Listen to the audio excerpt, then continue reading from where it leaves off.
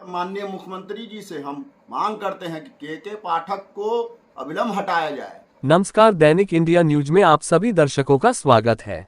स्नातक निर्वाचन क्षेत्र के पूर्व प्रत्याशी मिथिला के लाल डॉक्टर मोहम्मद इमामुल हक इमाम ने कहा कि शिक्षक इस देश की आन बान शान है, उन्हें बंधुआ मजदूर नहीं समझे के पाठक। इमाम ने कहा कि के पाठक या तो तानाशाही रवैया को खत्म करें, नहीं तो उनके खिलाफ मोर्चा खोलेंगे।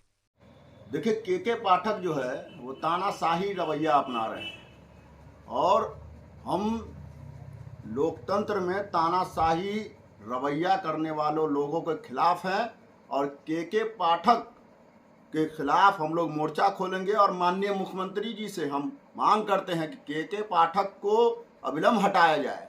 जिस तरीके से उन्होंने शिक्षकों को बंधुआ मजदूर समझे हैं, क्या वो शिक्षक जो है जिस तरीके से किसान जो है अन्नदाता होते हैं, उसी तरीके से शिक्षक जो है हमारे भविष्य को बनाने वाले, हमारे देश को उन्नति पर ले जाने के लिए, समाज को उन्नति पर ले जाने के लिए महत्वपूर्ण योगदान देते हैं।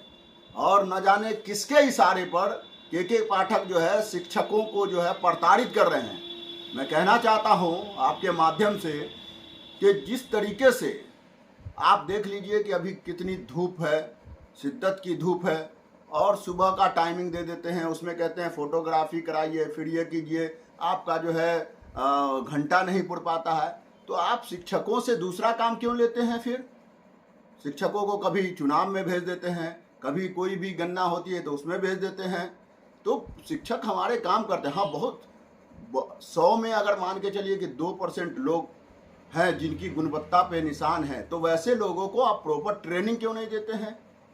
वैसे लोगों को ट्रेनिंग दीजिए, वैसे लोगों को चिन्हित करके कार्रवाई कीजिए। लेकिन आप शिक्षक समाज को प्रताड़ित करने का काम कीजिएगा, अपमानित करने का काम कीजिएगा, उनको जो है लताड़ने का काम कीजिएगा, तो ये कहीं से बर्दाश्त के लायक नहीं है। क्योंकि शिक्षक के सम्मान में हम लोग लड़ेंगे और उनके मान सम्मान के लिए जहां तक भी जाना पड़ेगा हम जाएंगे। और मैं माननीय मुख्यमंत्री जी से आग्रह करता हूं कि अगर के पाठक जी का जो है इस तरीके का अगर रवैया रहा और है तो तुरंत उस पर कार्रवाई कीजिए, नहीं तो हम लोग जो है उग्र आंदोलन करेंगे उनके खिलाफ और सड़क से सदन तक जहां तक भी लड़ना पड़ेगा लड़ेंगे। क्योंकि शिक्षक हमारे देश को बनाने के लिए कड़ी मेहनत करते हैं, हमारे बच्चों को पढ़ाने के लिए, हमारे उज्जवल भविष्य के लिए, समाज की तरक्की के लिए, राज्य की तरक्की के लिए, राज्य की उन्नति के लिए दिन रात एक करते हैं।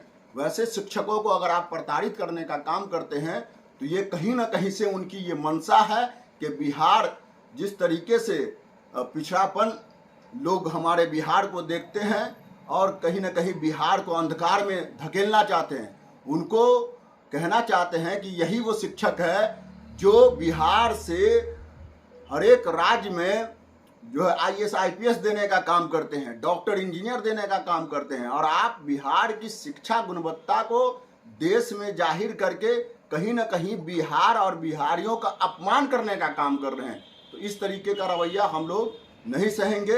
मैं स्नातक निर्वाचन क्षेत्र का प्रत्याशी रहा हूं और हमारे शिक्षक बहुत सारे वोटर्स भी हैं, हमारे बहुत सारे जो स्नातक किए हुए, ग्रेजुएट किए हुए बहुत सारे लोग हैं जो शिक्षक बनने वाले भी हैं।